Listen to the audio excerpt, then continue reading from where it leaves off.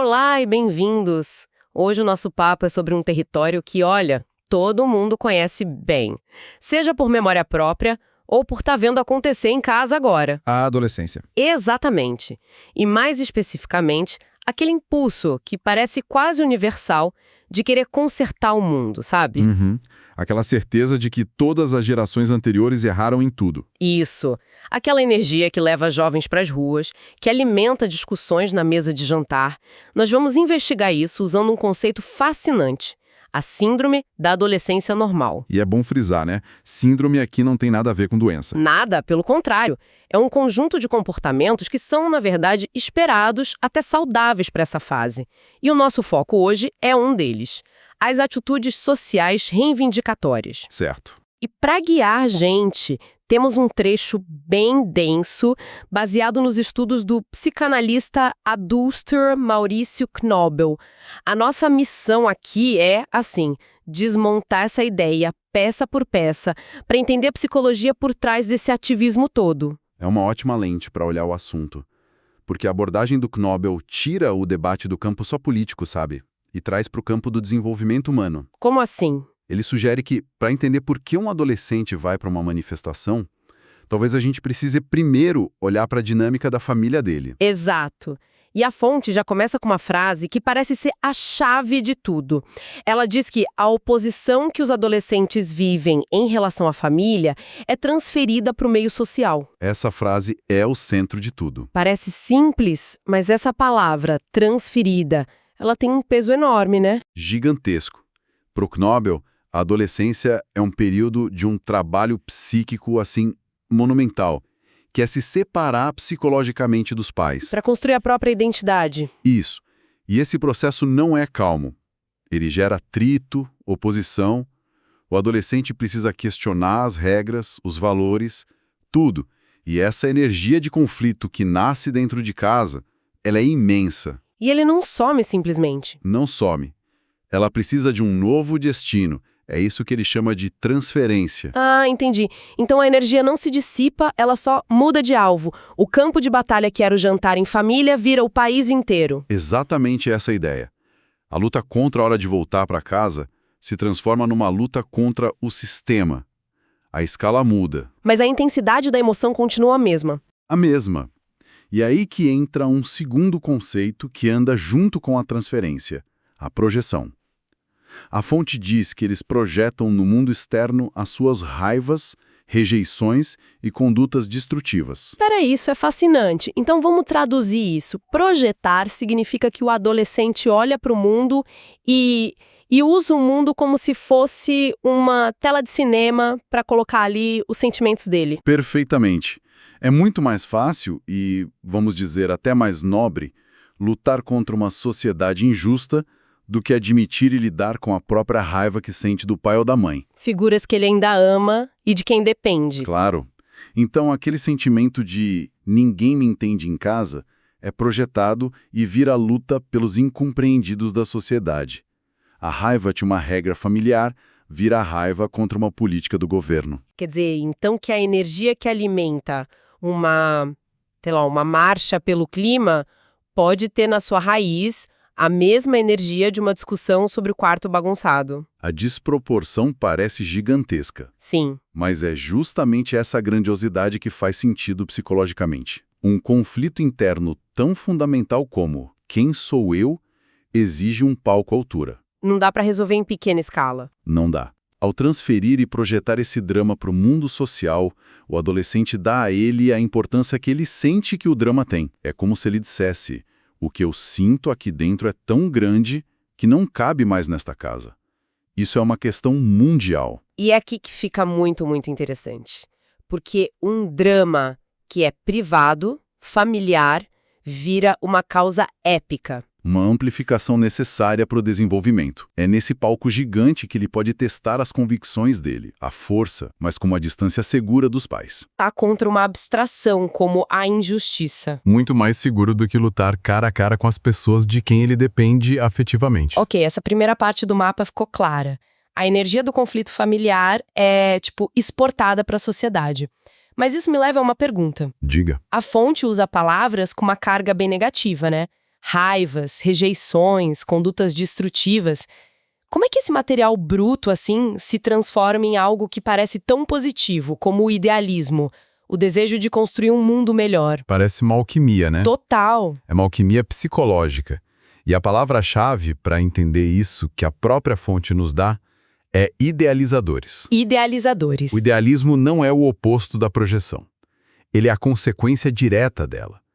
Pensa assim, no momento em que o adolescente projeta no mundo tudo que ele acha que é errado e injusto... Ele cria um vácuo. Exato. E esse vácuo precisa ser preenchido pela imagem oposta. Ou seja, para saber contra o que você luta, você precisa ter uma imagem muito clara do pelo você está lutando. E essa imagem é o mundo ideal. É o mundo ideal. Um mundo perfeitamente justo, livre, compreensivo. E aqui tem um detalhe crucial na fonte. Segundo a visão deles. Ah, isso é a chave. É a chave de tudo. O mundo ideal que o adolescente defende não é um tratado filosófico, é uma construção sob medida. É um mundo desenhado para ser o antídoto exato para as angústias pessoais dele. Faz todo sentido. Se ele se sente controlado, o mundo ideal dele é de liberdade absoluta. Se ele se sente julgado, o mundo ideal é de aceitação incondicional. Perfeito. A utopia dele é um reflexo invertido das frustrações particulares dele. Por isso que esses ideais parecem tão puros, às vezes até intransigentes. Sim, porque eles não admitem as nuances do mundo real. Eles são a imagem de um lugar onde a dor que aquele adolescente sente simplesmente não existiria. E a defesa apaixonada desse ideal dá um propósito, um norte para toda aquela energia de raiva. Transformou o caos em causa. Sabe o que me veio à mente? Uma analogia. É como se, ao ver uma rachadura na parede do quarto, o adolescente decidisse que a única solução é demolir a cidade inteira e redesenhar toda a arquitetura urbana. Essa analogia da arquitetura é excelente. A escala da solução tem que ser tão grandiosa quanto o incômodo que ele sente. Exatamente. Captura a dimensão do projeto. Não é uma reforminha, é uma refundação. A angústia de se tornar um indivíduo é monumental. Então a solução proposta tem que ser monumental. O idealismo é uma ferramenta para organizar o caos interno. Ok, então o quebra-cabeça está se montando. Temos o conflito, a transferência, a projeção dos sentimentos negativos e, como reação, a criação de um ideal. Mas um ideal ainda precisa de ação. Onde essa energia toda aterrissa na prática? Bom, a fonte nos aponta o palco mais clássico para isso. Disse, percebemos tanto em manifestações os adolescentes participando ativamente. As manifestações. O protesto de rua é a arena perfeita para todo esse processo psicológico se materializar. Ele oferece de uma vez só tudo o que o adolescente busca naquele momento. E o que seria esse tudo? O que uma manifestação tem de tão especial? Bom, primeiro oferece um alvo concreto. Toda aquela raiva difusa contra o sistema ganha um rosto. Um político, uma empresa, uma lei. A energia tem um endereço claro. Fica mais satisfatório gritar contra algo que tem nome. Muito mais. Segundo, e talvez o mais importante, pertencimento. Ah, claro. A adolescência é um tempo de se afastar da identidade da família, o que gera solidão. Na manifestação, marchando ao lado de milhares que pensam como ele, o adolescente encontra uma nova tribo. Uma família temporária. Ali ele não é o diferente, ele é parte de um nós poderoso. Isso.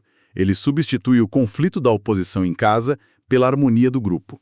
E imagino que tem um terceiro ponto que se conecta com aquelas condutas destrutivas. Exatamente. A manifestação oferece um canal socialmente aceitável para a agressividade. Gritar palavras de ordem, levantar o punho, são formas de canalizar a energia de oposição. De uma maneira que é vista como um engajamento cívico e não como delinquência. Perfeito. A mesma energia que em casa seria teimosia, no protesto vira cidadania.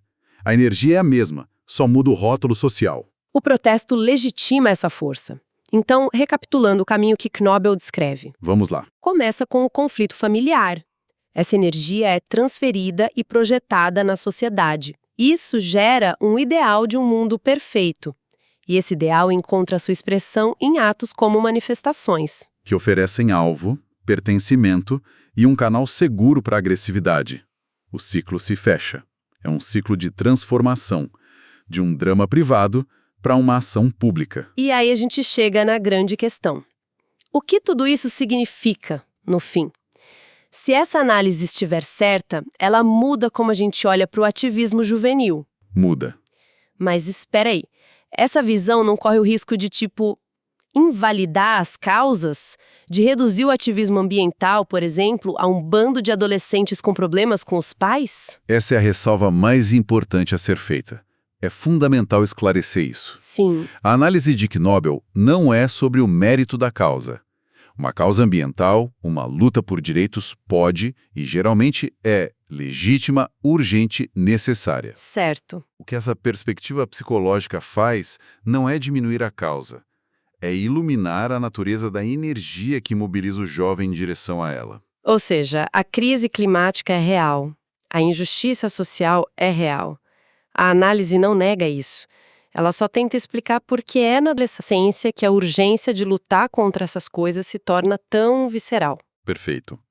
A análise é sobre o motor, não sobre o destino da viagem. E o que Knobel nos diz é que esse motor é alimentado por uma das tarefas mais cruciais da vida, o trabalho de se tornar um indivíduo. Lutar por uma causa externa é secretamente lutar pela própria causa interna. Exato.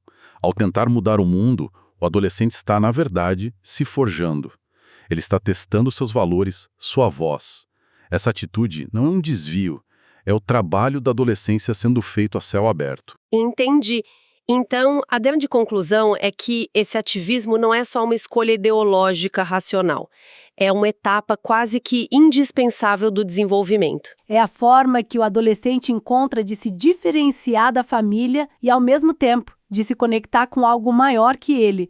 É o ato de nascer para o mundo social. Então, essa fonte, por mais curta que seja, nos dá um mapa psicológico muito poderoso para entender por que juventude e desejo de mudança andam de mãos dadas. Não é por acaso. É parte do nosso design psicológico. E isso nos convida a mudar nossa atitude, sabe? Em vez de ver o idealismo e a rebeldia adolescente como um problema a ser controlado, ou uma fase ingênua que logo vai passar, isso, podemos encarar como uma força da natureza, uma força vital, necessária não só para o indivíduo crescer, mas para a sociedade não estagnar.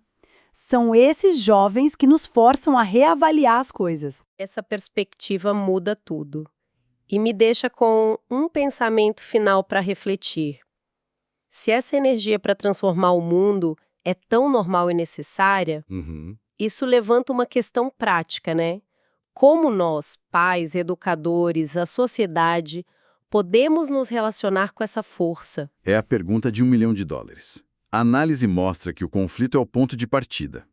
Talvez o desafio não seja evitar o conflito, mas sim construir pontes. Pontes. Sim, pontes para que essa energia, uma vez que ela surja, possa fluir de forma construtiva. Como criar um diálogo em que o idealismo do jovem não seja recebido com cinismo, mas com respeito. Um respeito que ajude tanto o adolescente na jornada dele, quanto o mundo que ele ou ela deseja tão apaixonadamente mudar. É uma questão que fica em aberto.